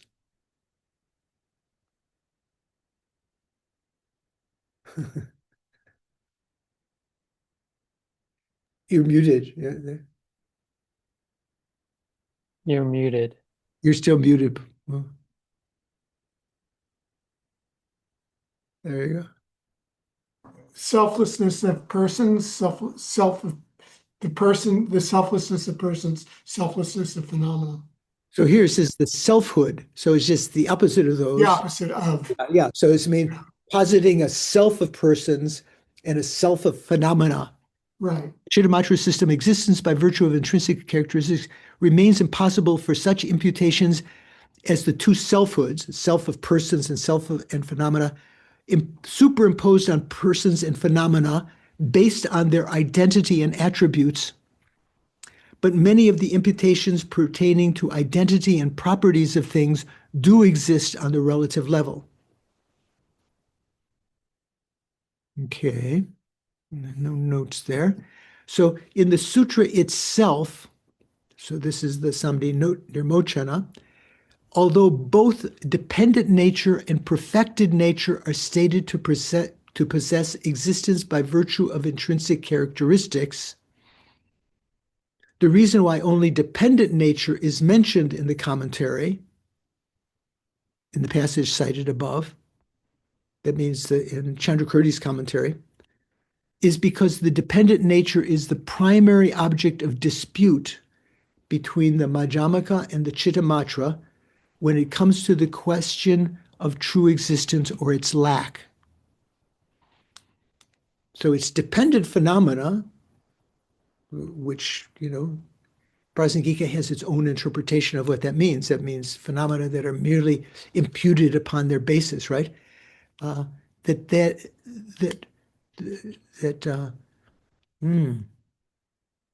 these phenomena, this dependent nature, is empty of inherent existence. That's the Prasangika point of view. That's different than the Chittamatra point of view. So that's the dependent nature is the primary object of dispute between the Madhyamaka and the Chittamatra when it comes to the question of true existence or the lack of true existence. This is because the dependent nature is the designative basis for the imputed nature. So where does, of these three natures, the dependent nature is what is the basis for the imputed nature. You impute the imputed nature on the dependent nature. So what does it say there?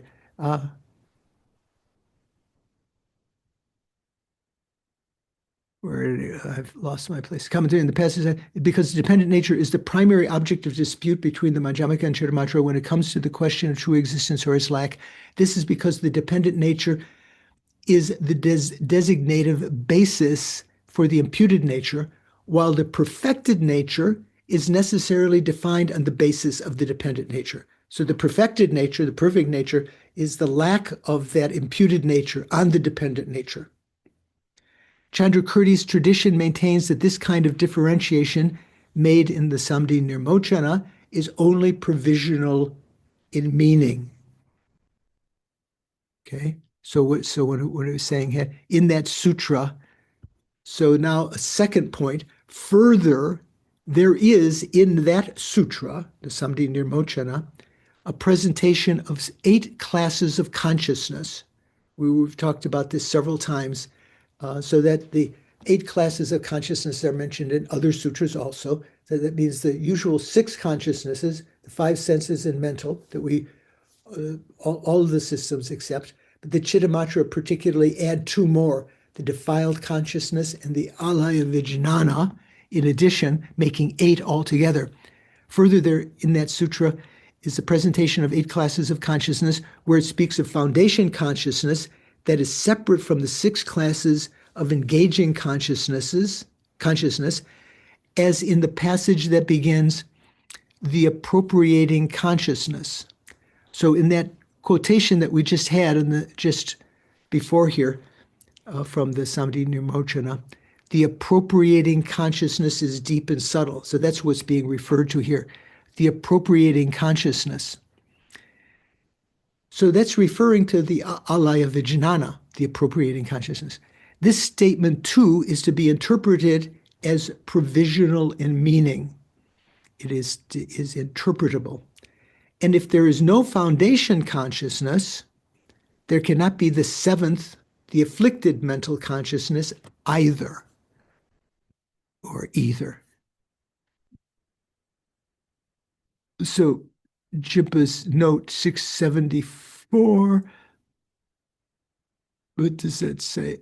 That's just saying in the Chittamatra presentation of 8 classes of consciousness, the first 5 are the 5 sensory consciousnesses. The 6th is the mental consciousness. The 7th is the afflicted mental consciousness. And the 8th is the foundation consciousness, the alaya vijnana. The last 2 are unique to the Chittamatra system.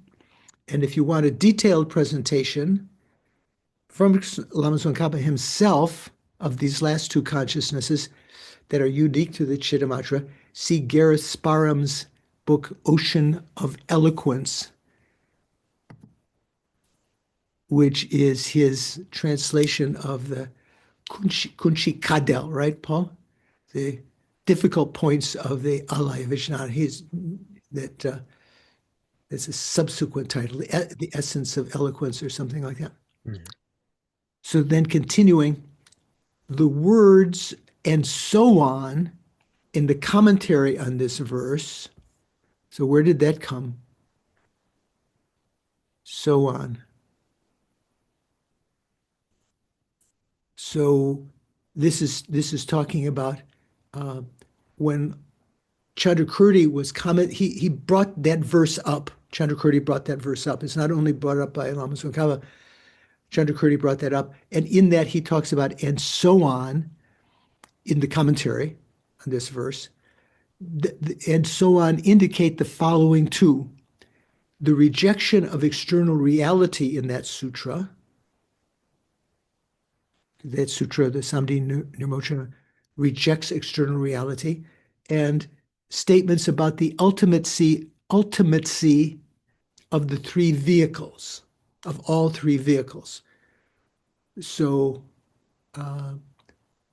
Nagarjuna said that there is only ekayana, there's only one final vehicle, that the Shravaka, Pratika Buddha, and Bodhisattva vehicles are not the final vehicle. There's one final vehicle, the Buddha vehicle, that leads you to Buddhahood.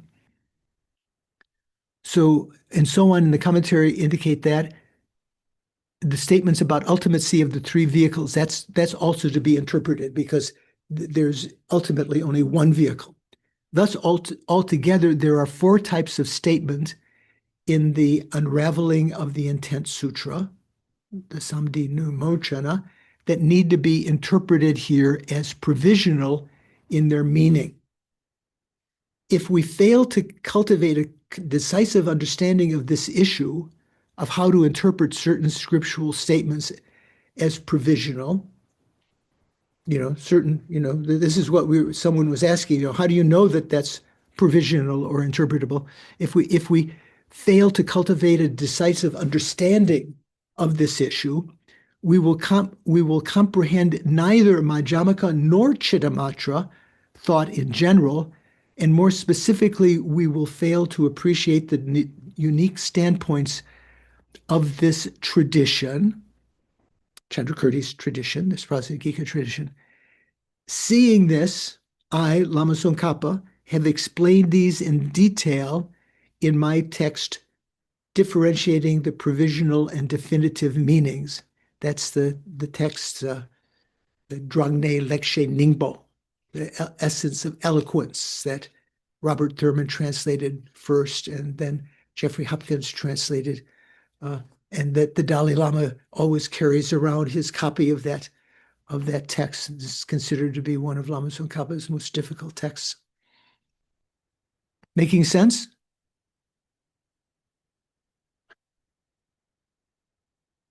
Let me see. Anyone? Suvash, you okay? You've got, okay, there's some mudra there. Richard, what's happening? Making sense? See, it doesn't sound so bad so far, okay? So then the following specific phrases in the Samdi Nirmochana, the Unraveling of the Intent Sutra, as cited in Asanga's summary of the Great Vehicle. Remember what was at the Mahayana Samgraha that we've quoted several times before. There's an English translation of that and so forth.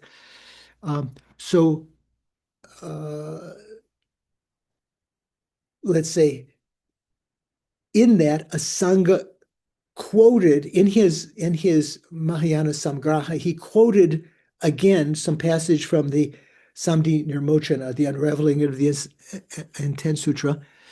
The following phrases from there are ones that state the non-existence of external reality.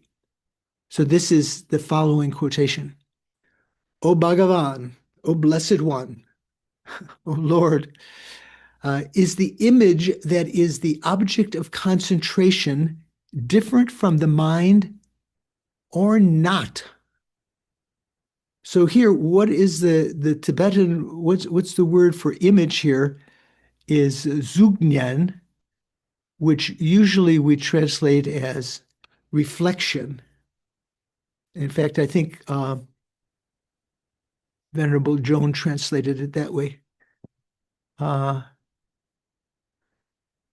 Maitreya asked, Bhagavan, are the reflections that are the objects of meditative stabilization different from the mind, or are they not different?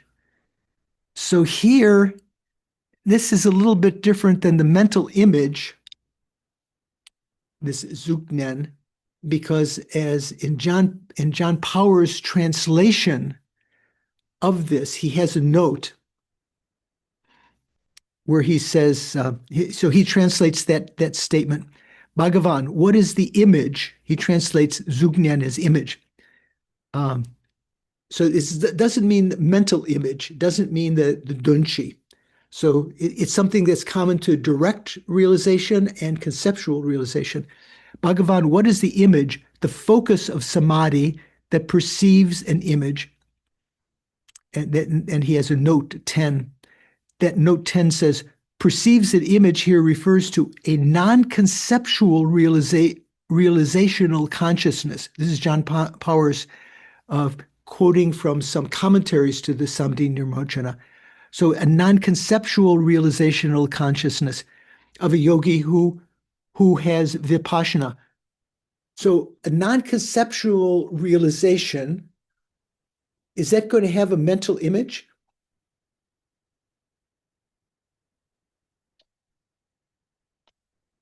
Non-conceptual realization of emptiness. Is that to that non-conceptual realization, direct realization, is there a mental image appearing? Richard is tentatively now yeah, more definitive. Yeah, okay, good. Yeah, the direct realization doesn't have a mental image. What we usually translate as mental image, a meaning generality, but it does have some. There is the reflection here, the Zugyan of emptiness. So in his note 10 there, quoting commentaries on the Samdi Nirmocana, he says, perceives an image here refers to a non-conceptual realizational consciousness of a yogi who has vipassana. The image that is the focus of samadhi refers to a conceptual and a non-conceptual images that are the focus of samadhis of shamatha and vipassana. Okay, well, I'll mention more about that on Monday from John Powers' text there. Making sense so far? So this is, so what did he say? O Blessed One, is the image that is the object of concentration different from the mind or not? The Bhagavan replied, Maitreya. So this is in the chapter by Maitreya. That's a different chapter than we had before. There is one chapter, questions by Maitreya. What chapter is that? Does that say here? Maybe we'll come up. This from the Samdi Mochana. So Lama Tsongkhapa's commentary says, this tradition of Chandrakirti interprets all four types of sutra passages mentioned above as interpretable, as provisional. It doesn't differentiate among them as some do, and the some that is referred to here is the later Svatantrikas that interpret some as provisional and some as definitive. So that note 677 says, so you can find this in your own text at the end of the text or in the electronic version. Tsongkhapa is probably speaking here of Shantarakshita and other Yogacara Majjhimaka thinkers who, while interpreting the teachings about foundation consciousness and the ultimacy of all three vehicles as provisional, so according to Shantarakshita, alaya vijnana is not definitive, and three final vehicles is not definitive. So he's agreeing that there's one final vehicle and that there's no alaya vijnana actually. Yet they accept that Shantarakshita and others accept the teachings on the three natures and so on, and the three natures and on non-existence of external reality as definitive, so that they say there is no external reality. Chandrakirti does not make such distinctions, but understands all four sutra segments of unraveling the intent as provisional teachings. They're all to be interpreted. Okay, making sense? Okay. Did think so. Who disappeared? A couple of people disappeared. Okay. Nadine disappeared for some reason. Okay. Continuing, Lama Tsongkhapa's commentary. Oh, okay. We'll just read this and then we'll finish. As for the teaching about there being three ultimate vehicles in the Samdhina Mochana, given that Nagarjuna himself established the finality of only one vehicle in his compendium of sutras, Sutra Samuchaya, so there Nagarjuna was collecting many sutra quotations.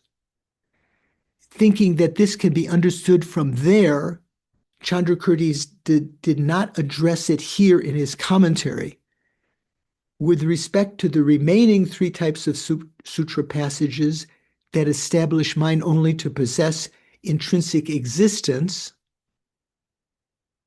and deny external reality, the following passage from the Descent into Lanka Sutra is the scriptural source revealing them to be provisional in meaning. So here's another one.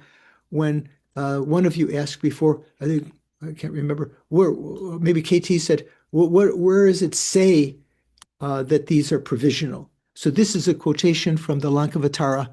This is where we'll end, and where we'll begin next time. Just as to a patient who is suffering from illness, a physician administers medicine. Likewise, for the sake of sentient beings, the Buddha taught mind only. So this is, yeah. Or as Venerable Joan translates, just as to patients who are ill, a doctor gives medicines, the Buddhas similarly also thoroughly taught mind only to sentient beings. So in other words, they're giving the appropriate medicine, just as a doctor gives the appropriate medicine, not just his favorite medicine. Oh, just take Advil. Just take this. Just take Ivu, what was it called? Ivu Metchin, what was that one that for COVID that they were, so rather than that, he teaches gives the appropriate medicine for the illness. So likewise, for the sake of sentient beings, the Buddha taught mind only. Okay, so that's where we'll begin again next week. And on Monday, we'll go over that. We'll go over these two PDFs, some other things. Before we finish, how are we doing? Anyone have any questions? Any itches? Any indecisive points? Okay. We're okay. Sean is scratching his head. Does that mean you have questions or okay. Rachel, you have something? You showed up? No. Okay. So let's dedicate the virtues that we created. So virtues here means includes both collection of merit and collection of wisdom. Usually if you say merits, that's just talking about the conventional side. Due to these virtues, gewadi, it doesn't say merits, due to these virtues, which includes collection of merit and collection of wisdom, may I quickly become a Guru Buddha and lead all beings without exception into that very state. As a result of these virtues, may the supreme precious bodhicitta that has not yet arisen in my mind and in the mind of others, may it arise and grow, and may that which has arisen in my mind and the mind of others, that bodhicitta, whatever little teeny bit, may it not diminish, but increase more and more. And the prayer for the quick return of Lama Zopa Rinpoche, and then long life prayer for our other teachers. Peerless teacher and assembly of children of the victorious ones, Shravakas, Pratika Buddhas, victorious Losang Drakpa, that means Lama Tsongkhapa, who is the spiritual father to his two spiritual sons, Gyaltsab and Khedrub, along with your lineages, All the objects of refuge of the infinite realms, please bestow upon us here and now the virtue and goodness to accomplish this prayer. In upholding and spreading the Muni's precious and complete teachings, through explanation and practice, you Lama Zopa wore the armor of patience that is never discouraged. Incomparable Venerable Guru, I make request. Sole gateway through which all benefit and happiness emerge, while striving exclusively for the welfare of the conqueror's teachings, the Buddhist teachings, and for the welfare of mother living beings, you suddenly departed to peace. You passed away unexpectedly, at which point I lost hope.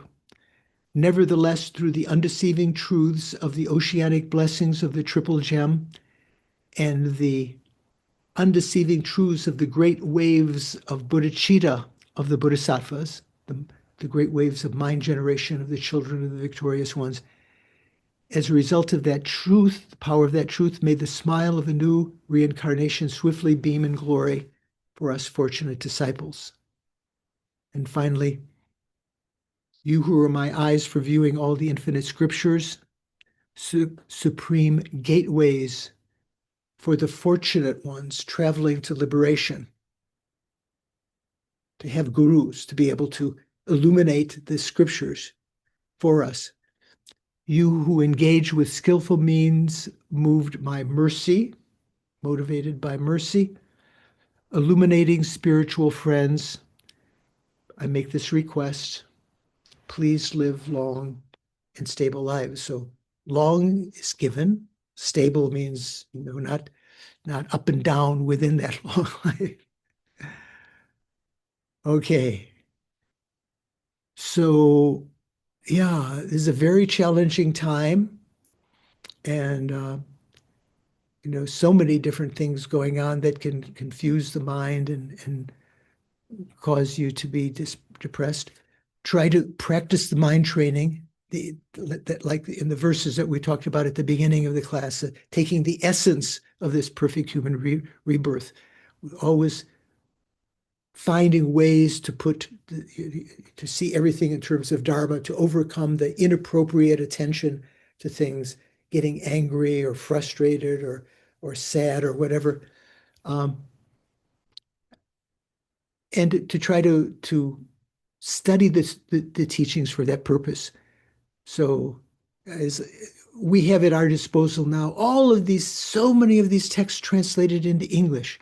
50 years ago, 60 years ago, we had so few, and it was very difficult to see. Now we can actually study these in our spare time, and as we try to do in class. As Lama Yeshe said to me, when I wanted to go to Sera monastery to study there, to learn Tibetan and go to Sera. And Lama said, no.